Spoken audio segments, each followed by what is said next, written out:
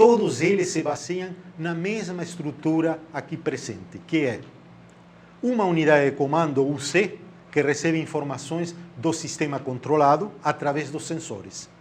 E faz seus cálculos e gera comandos que envia aos atuadores para controlar o sistema, que são, nesse caso que nós estamos apresentando aqui, é o típico de um sistema de injeção eletrônica, injeção eletrônica, onde estão exemplificados alguns sensores e os dois atuadores característicos. Mas é o mesmo esquema.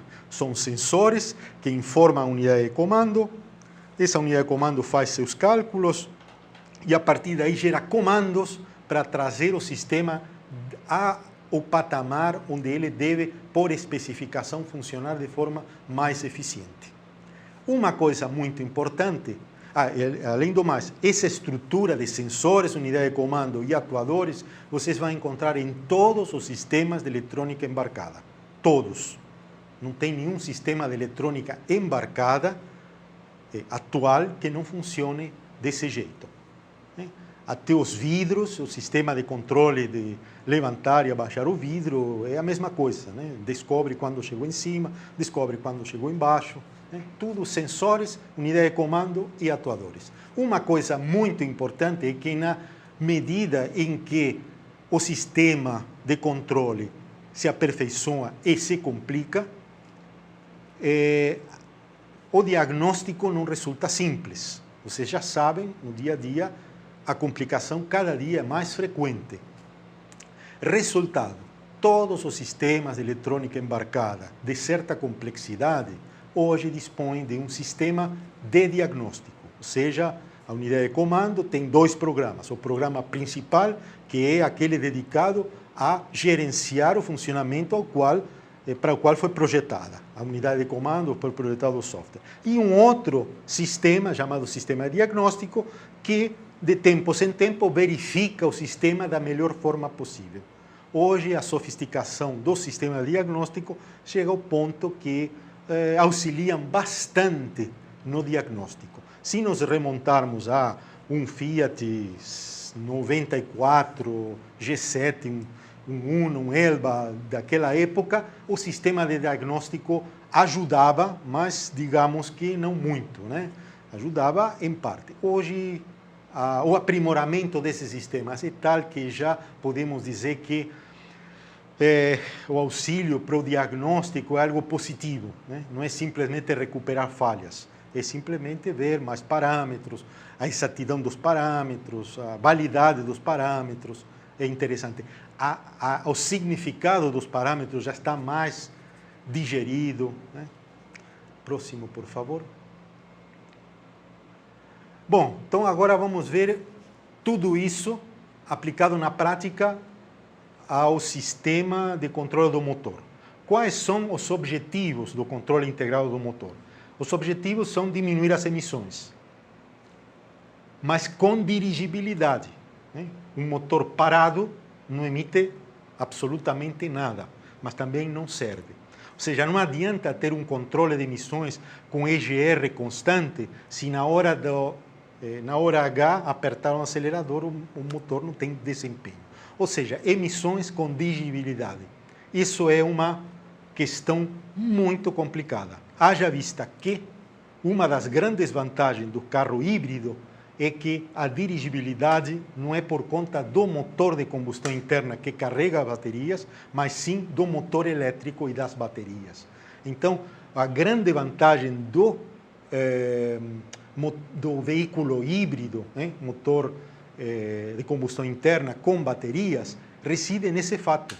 O projetista consegue dividir, separar o que é emissões do que é dirigibilidade. E, finalmente, economia. Não adianta, como exemplo, eu menciono, nos anos 60, 70, motores carburados em Estados Unidos, grandes motores, em função de diminuir as emissões de NOx, trabalhavam ricos. Para onde ia, vocês já podem imaginar para onde ia a economia, Os motores trabalhavam rico, conseguia-se uma diminuição da temperatura da câmara de combustão a fim de diminuir as emissões de NOx. Quem sofria? O catalisador. e a economia, obviamente. Bem, aí vocês têm um sistema típico, onde estão mencionados, e vocês já conhecem basicamente de cor tudo isso, é um sistema de controle integrado do motor básico, simples, sem os sistemas de EGR, injeção de ar secundário, EVAP. Basicamente é ilustrativo, né?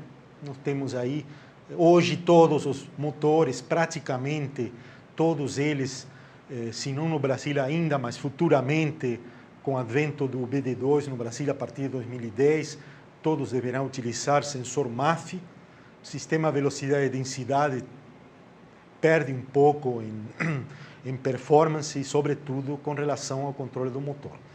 Os controles hoje não se trata de diminuir 10% as emissões e aumentar 10% a economia. Se trata de diminuir emissões 0,5% e aumentar a economia 5%, 2%.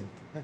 Então, na medida em que vai se aprimorando, vai aumentando as exigências sobre o sistema, tem que aumentar a complexidade, tem que aprimorar o uso de sensores e atuadores mais precisos, sobretudo de sensores. A área de sensoriamento está sofrendo uma evolução constante e assim por diante. E o sistema salienta o fato da existência de um equipamento de diagnóstico. Hoje, eu considero que dificilmente consegue-se uma produtividade razoável sem um equipamento de diagnóstico. Ou seja, é o mínimo, né? É um equipamento de diagnóstico, scanner, e multímetro é o mínimo indispensável. Analisador de gases, osciloscópio, nós vamos falar um pouquinho mais adiante, já são um pouco mais sofisticados. Mas o equipamento de diagnóstico praticamente, eu não tenho experiência para dizer que é 100% necessário. Mas, pelo custo, eu acho que uma oficina média, até pequena, tem que ter, seja oficina, seja um conjunto de oficinas que se emprestem o equipamento, mas é uma... Se bem não resolve totalmente, né, porque isso vem junto com os conceitos, né, não é só para retirar. Se vão comprar um equipamento de diagnóstico, um scanner, só para ver as falhas que estão armazenadas na memória, lamento dizer que podem comprar aparelhinhos mais simples e não um scanner como os presentes no mercado atualmente. Próximo, por favor.